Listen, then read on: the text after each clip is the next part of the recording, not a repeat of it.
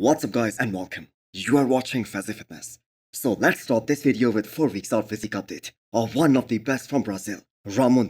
So not that he wasn't great when he first came onto the scene, and he really announced himself by placing top 5 in the world at his Olympia debut. He was great back then too, but just looking at that unbelievable amount of progress that Ramon has been able to make, especially in that back double bicep in the last 3 years, that is just exceptional. I mean that overall V-taper, that density, that thickness, that lower back development, that is just insanity right there. So do not be surprised if Ramon wins the back double biceps against Chris Bumstead again, because that was the shot in which he beat Cbum last year as well. So when he turns around and faces the camera before hitting that front double biceps, just notice how round and 3D he is looking right now. And I have no idea how much weight Ramon needs to drop from this point onwards to make that classic physique weight cutoff, because I have to say he looks almost ready, and his fans must be hoping that the number isn't very high, because this look right here, that is just nuts. So people have really forgotten how impressive Ramon looked at last year's Miss Olympia, especially at the finals. And that was actually the first time a lot of us realized that Chris Bumstead needs to be 100% on, and in terms of everything, to defend his title. And gone out those days when his coach Ian Valier used to say that Chris Bumstead can be 90% and he is gonna successfully defend his title. He needs to be 100%. He needs to be on, and he needs to bring his all-time best. He cannot afford to leave the door open. Otherwise, some of these guys, like Ramon and Wesley, they are gonna be very dangerous. So talking about Chris Bumstead, he was spotted going through a brutal leg workout with his coach Ramon. Now we all have seen the greatest of all time, Ronnie Coleman, doing those insane barbell lunges in the parking lot when he was in his prime. So Cbum and Honey recreated that scene at the end of this brutal leg workout. And there was actually a reference of Ronnie in there. Walking lunges, a la Ronnie Coleman, a little bit. You're gonna look like Ronnie Coleman this year on stage. Dude, if you don't do one of those, you're never gonna look like Ronnie Coleman. So although Chris Bumstead is just 29 years old, but the thing is his body isn't that young anymore. I am talking in relative terms. Because first of all, he used to train so damn heavy and hard ever since he was very young. And he has trained that exact same way all the way till now. Plus he has been competing for a long time. And we have been seeing him tearing up his muscles, especially in the last couple of years. And maybe that is why his training style was a bit different this time. Because that was a way of his body signaling him to slow things down before anything worse happens. So Chris just have the structure whom no one can mess with. He appears so much bigger on the stage. And that is why even some of the competitors are so amazed on how the hell he makes that weight cutoff. So Cbum said that he wants everyone to remember that 2024 was the best year of Chris Bumstead, and he showed up at his all-time best. And that has been his mindset throughout this year's Miss Olympia prep. So he is clearly in the driving seat to win his 6th classic physique title in 4 weeks' time.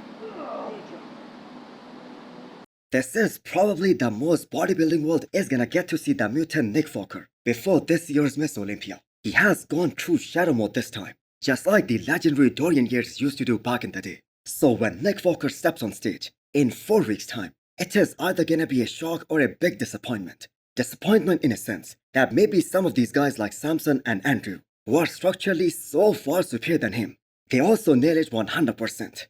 And then the chances of Nick Fokker placing as high as top 3, they are gonna be very slim. Now on the flip side, Nick Fokker can also shock the bodybuilding world by showing up at his all-time best, by sticking to his strengths, and just deny all these guys like Samson and Andrew and maybe Martin as well. So what does Nick Fokker has that some of these top guys, they do not possess? That is that insane size and the freak factor. So he needs to show up like a true freak of nature in order to have a chance here. Because I have to say, no matter how much they try to work on his midsection, he is never gonna look as pretty as Derek, or Samson, or Andrew Jack for that matter. So if there is a lesson to be learned from the Arnold 2023, where Nick Fokker lost to Samson Dowdle, that was not to suck him down to a point where his quads start to look straight on the stage. What I mean by that is, his quads lose a lot of volume. So the Olympia 2022, that was a great look by Nick Fokker. That was a really good combination of size and conditioning and fullness. Although Nick Fokker believes that he can be a bit more dry than that. So we have seen the physique updates of all the guys during these last few weeks, starting from Derek, Hadi, Samson and others as well. The only 2 guys who have stayed really covered up They are the two guys who are also being counted out the most. And they are Nick Walker and Brandon Carey. And both of these guys have lots of people to prove wrong this year. Next up is the off-season physique update of Nathan Epler, who is looking full-blown right now. So Nathan was able to make top 4 in a very competitive lineup at this year's Chicago Pro. He was the prettiest and the most aesthetic looking physique in that final call out of 4 guys. But Nathan was really lacking in the size department in comparison to guys like Muhammad Fada, Velat, and Tim Budesham. So previously Nathan was a top 212 Olympian, and this wasn't his open bodybuilding debut, but this was his first competition where he really took his time to grow into the open bodybuilding division. And he ate like an open bodybuilder to slowly transition into a bigger and more muscular guy. And he was noticeably bigger in almost all the areas.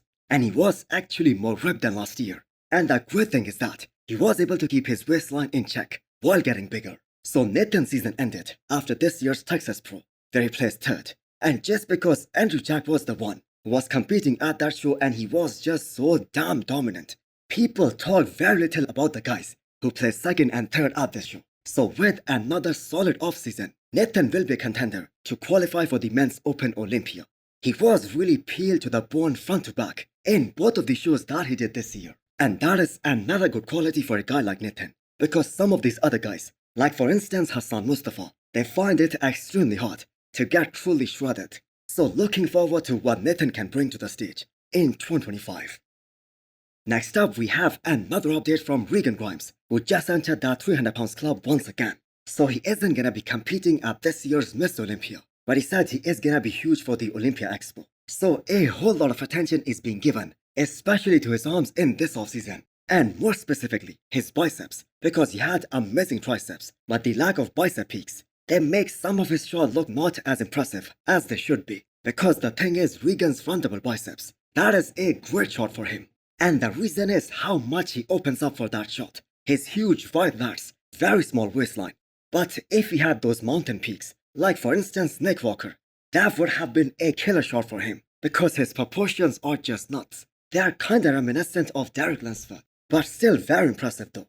But as Jay Cutler said, that it is now or never for Regan. He has to make this decision of skipping the competitive season altogether and just focus on getting bigger and putting on more muscle mass. Because the thing is that judges want to see more size on him, and that only means he's gonna have to push past 300 pounds, actually way past 300 pounds. So that there is a visible difference on his frame, a visible difference in the amount of muscle that he has packed on the next time he steps on stage. Now I know it is a thing of past, but him switching to classic physique, that was a total misjudgment. That year could have been utilized to get bigger, to grow more. And isn't that the factor that's hindering Regan Grimes from being a first call-out Olympia guy? If you guys thought that the back double biceps of Dereklford at the Olympia last year, that was one of the greatest of all time, just wait till you see this new version, because that isn't just 3D. I have to say a new term should be invented for this kind of back, because at first glance, everyone who is gonna look at that thickness, that density, that V-taper, he's gonna go, what the hell? This video was recorded at 4.5 weeks out of this year's Miss Olympia. And at this point, Derek must be changing every day. He's definitely in that suffering zone to get that extra mile, because there should be no doubt in anyone's mind that the best of Dereklford is loading, and that is most probably gonna exceed all of our expectations. So one of the judges, Tarek El-Gwendi, he recently made this statement that Derek needs to have more separation in his chest and his shoulders in order to stop the Persian wolf, Hadi Chupan. And looking at Derek hitting that most muscular shot, which by the way is one of his weak shots, the improvements that Derek has made in those areas, they are very much noticeable. Now it is all gonna come down to that peak week and how much of that fullness and density he holds on to after dropping the water. So a lot of people forget that this is Derek's only 2nd year as an open bodybuilder, technically speaking, and he has put on a lot of size in this short time span. And all that new muscle that is supposed to look mature and look more grainier with the passage of time. For instance, I have to say Derek's shoulders, they have never looked this good before. So the champ has put in the work, and he is serving notice to everyone to bring their all-time best and to bring their A game. And Connie and I are both pretty surprised because I keep getting drier, harder, grainier, leaner. My strength is still up, but like I said, we are digging deep, and it's it's not easy. So So hit the thumbs up button if you liked the video and smash the subscribe button if you wanna come back for more. Thanks for watching.